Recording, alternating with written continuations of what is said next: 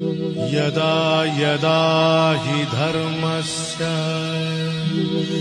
ग्लानिर्भवति भारत अभ्युत्थानमधर्मस्य तदात्मानं सृजाम्यहम् परित्राणाय साधूनां विनाशाय च दुष्कृतां धर्म संस्थापनार्थाय संभवामि युगे युगे।